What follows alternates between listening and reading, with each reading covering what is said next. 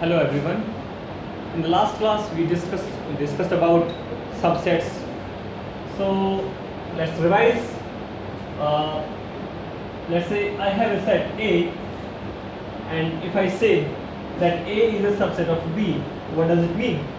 It means that if I have an element A, and that element A belongs to set A, it implies that element A belongs to B.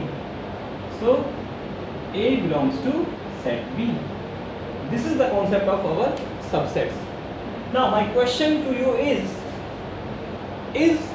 phi, my question is phi means empty set, is phi a subset of any set Answer is yes. Answer is yes. Why? The phi is a subset of every set. Let me write phi equals to this. Now we don't have any element in phi in null set or void set. So how can it be the subset of any set? So let's, for example, I have a set A, and I say that it's like 1, 2, 3, 4. Okay, for example. Now why phi is a subset of A? See, for any set to be a subset of another set, the condition is that the elements of that particular set should be in another set. Okay, but in phi we don't have any element, so we can agree that phi is a subset of any set. We can understand it in another way. Let's say I have set B. Okay, so I have set B like 1, 2, 4, 3, 5. Now can I say that A is a subset of B? Yes, because all the elements of A are in set B. So I can say from here A is a subset of B. If you observe that in B there are all the elements of set A and also some extra elements than those of set A.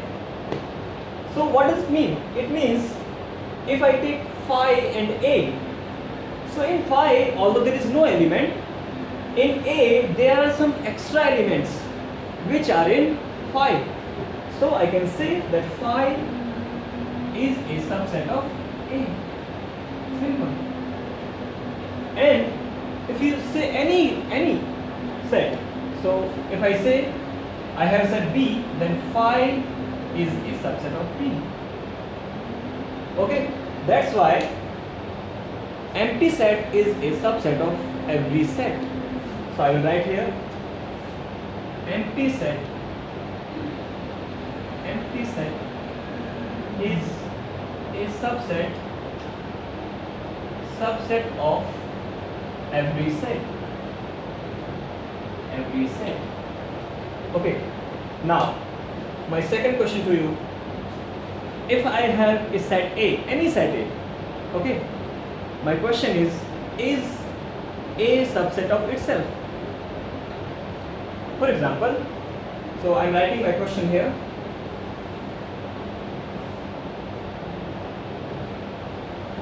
My question is set A a subset of itself?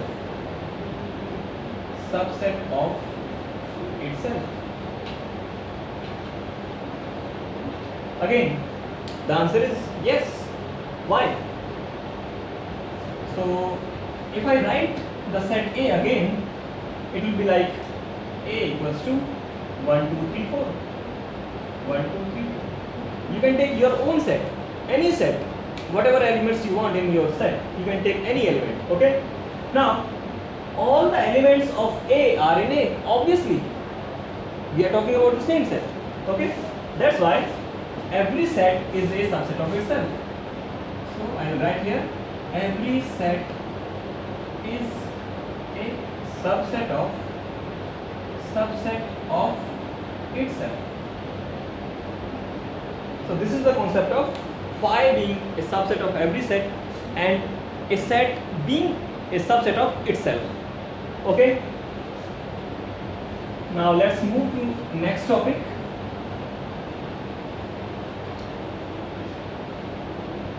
Now topic is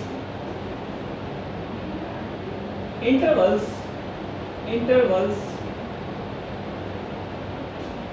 a subset of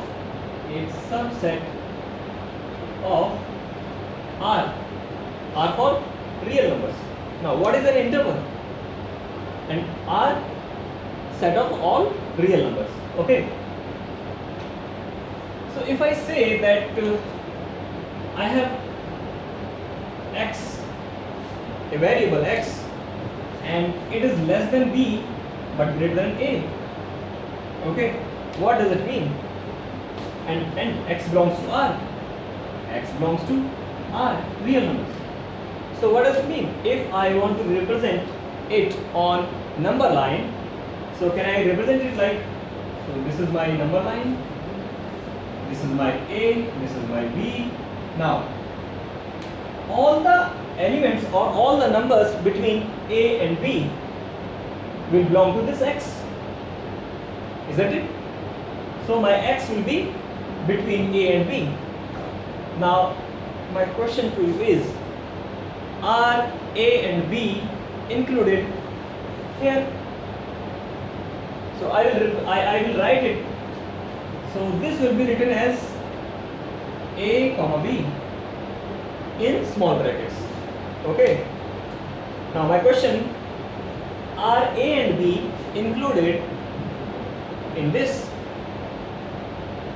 Answer is no, because I have clearly mentioned that x is greater than A and less than B. X is not equal to A and B. That's why A and B are not included in this interval. And this is called as my open interval. Open interval. Open interval. A and B my extreme points. So these two are my extreme points. Extreme points. Okay. So whenever you see this bracket with any elements, it means that A and B are not included. Okay. To represent it on number line, I will write it like this. And I will put hollow circle on A and another hollow circle on B, and I will darken my line between A and B. So this is the representation of this open interval. Okay. Now if I say that my x is less than equals to B but greater than equals to A, what does it mean?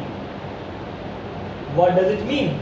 It means now this time my A and B, which are my extreme points, are included in x. Okay, are included in x, and I will represent it like this. These A and B. Now these are my square brackets. See carefully. I'm using square brackets. So whenever you see square brackets and two numbers inside the square brackets, it means these two numbers, which are my extreme points, are included in my set. Okay. So to represent it, this is called as my closed interval. Closed interval. Okay. To represent it on number line, so this is my number line, this is my A, this is my B. Okay. Now, as these two A and B are included, so I will put this filled circle. Okay. So I will put filled circles on A and B, and I will darken my line between A and B. I will darken my line between A and B. So this is a representation of closed interval. Now, if I say that my x, I will write here. My x is less than or equals to b, but greater than a. Can you represent it on number line? Simple. What I will do? As x equals to b, I will put a filled circle on b. So I will put a filled circle on b, and a will remain hollow circle. On a, the hollow circle will remain. But my interval and my bracket will change now.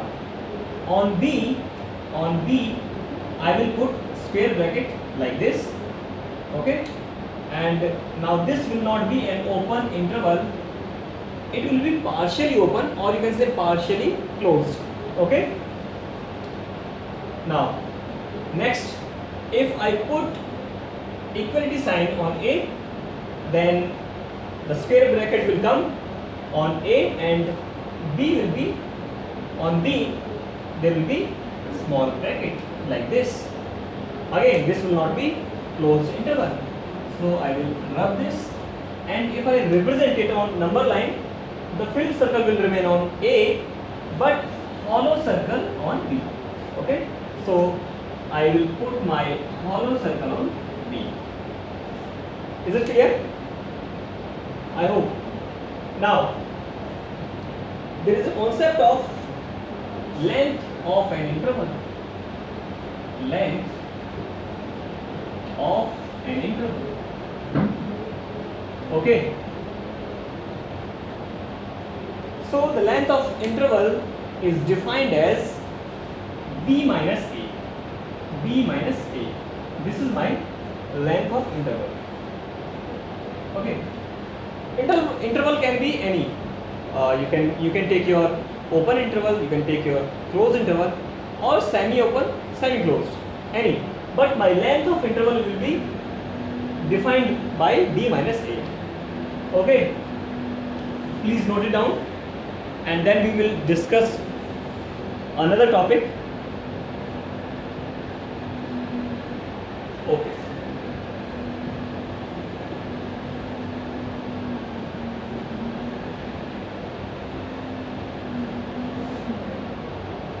Okay, now let's say I have a set A having elements 1 and 2. Okay, if I want to write the subsets, all the subsets of my set A, what will be the subsets of A? So the subsets of A,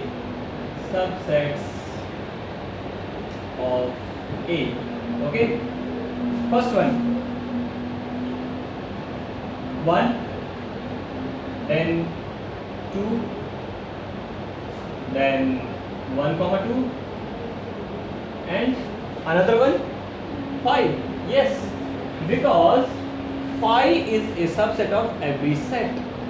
So 5, this is my null set. Okay, so these are the subsets of set A. What if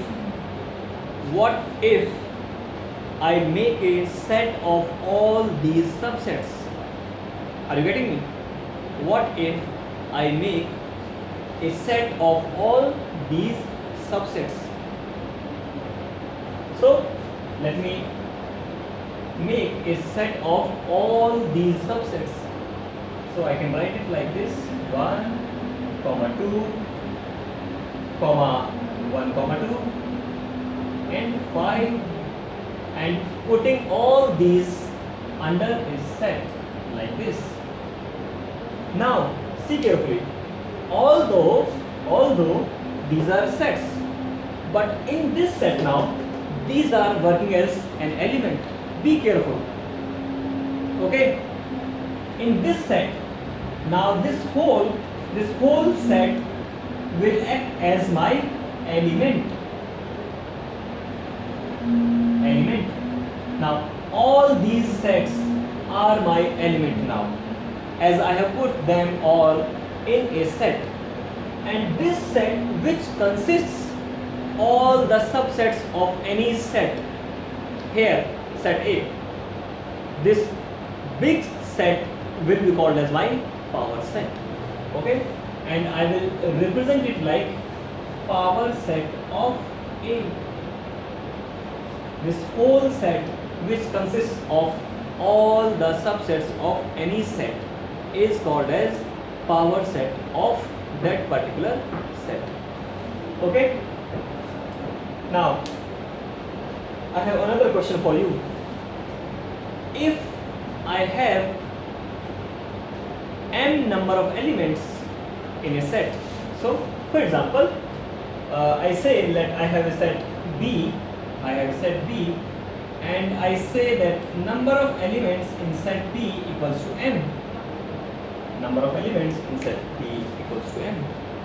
Can you tell me how many numbers of subsets will be there, or how many elements will I have in my power set?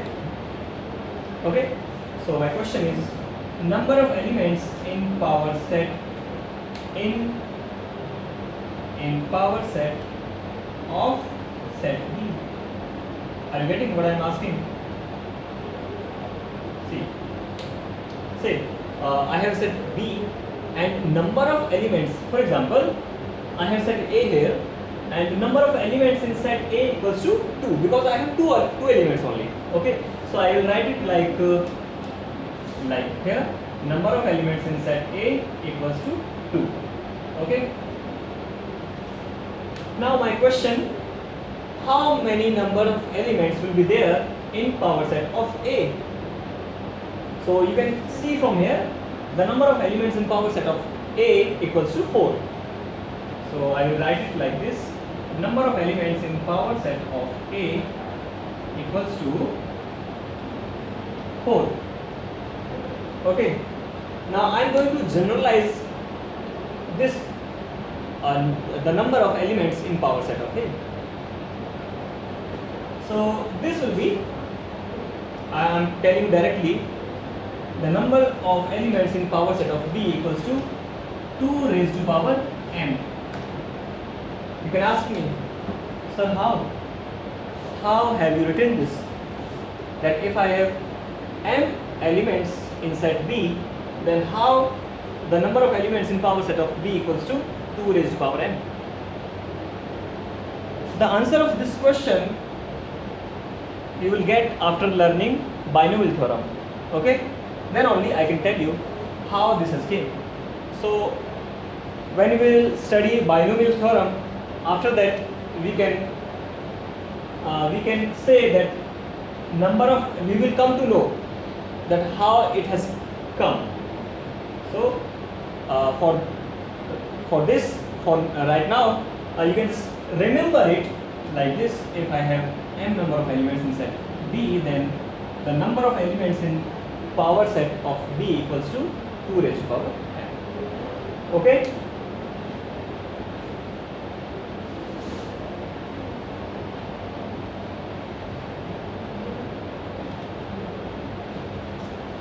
Now, universal set. The next topic is universal set. Okay, what is a universal set? Okay, while studying sets, we generally study different elements and different subsets of a particular set. And that particular set is called as which is my basic set. Okay, for example, if I take a set of natural numbers, so set of natural numbers, okay, and I represent it by capital N. So this is my set of natural numbers. Now if I want to make subsets. For example, set of all positive even integers.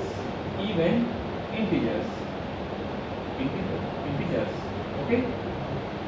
So I will have 2, 4, 6, 8 like this up to infinite. I can have another set like set of all positive or integers. Okay. Again I can have 3, 5, 1, 3, 5, 7 and all these. I can have another set, let's say set of all prime numbers. Okay.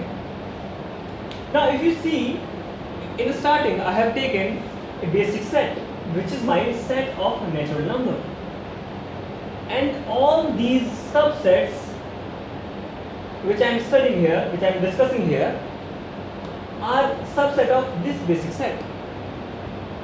So in this particular context, remember, in this particular context my basic set is this, and this basic set can change whenever I am talking about any context. For example, number of students in a school. Okay, I can say a number of students in class 11, number of students in class 12, number of boys in class 11, number of boys in class 12. So my basic set is number of students in my school. So that basic set will be called as my universal set. So in this context, my universal set will be this. So I will call it as universal set. Okay. So this is the concept of universal set. And as I have taken the example of number of students in a school, so that set of school, okay, so in that example, number of students in the school will be considered as my universal set.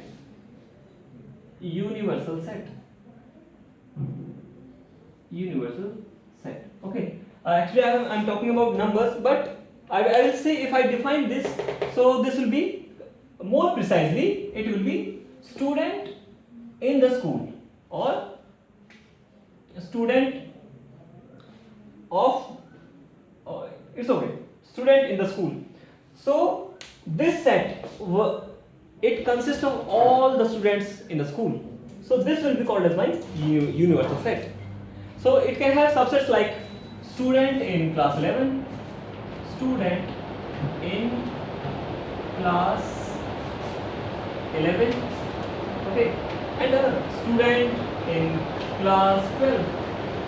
So all these are subsets of this particular set, which is my basic set, and this basic set is called as my universal set.